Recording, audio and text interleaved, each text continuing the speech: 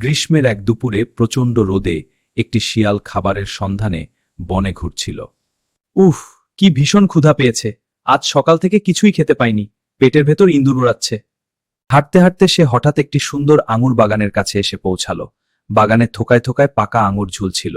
বাহ, কি চমৎকার পাকা আঙুর! দেখলেই জিভে জল চলে আসছে। এগুলো খেলে আমার ক্ষুধা একদম মিটে যাবে। শিয়ালটি আঙুর খাওয়ার লোভে গাছের নিচে গেল, কিন্তু আঙুরের থোকাগুলো অনেক উঁচুতে ঝুলছিল। একটু লাফ দিলেই আমি আঙুরগুলো পেয়ে যাব। এই তো আমি লাফ দিচ্ছি। শিয়ালটি তার সমস্ত শক্তি দিয়ে অনেক উঁচুতে লাফ দিল, কিন্তু আঙুরের নাগাল পেল না। ধুত, আরেকটু হলেই পেয়ে যেতাম। এবার আমি আরো জোরে লাফ দেব। সে বারবার লাফাতে লাগল, কিন্তু প্রতিবারই সে ব্যর্থ হয়ে মাটিতে পড়ে গেল। উফ, আমি আর পারছি না। লাফাতে লাফাতে আমার সারা শরীর ব্যথা হয়ে গেছে।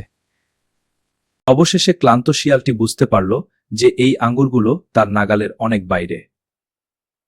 এই আঙুরগুলো নিশ্চয়ই খুব টক। এমন টক আঙুর আমার খাওয়ার কোনো দরকার নেই। নিজের ব্যর্থতা ঢাকতে শিয়ালটি আঙুরকে টক বলে সেখান থেকে চলে গেল। মানুষও অনেক সময় না পেলে জিনিসকে খারাপ বলে।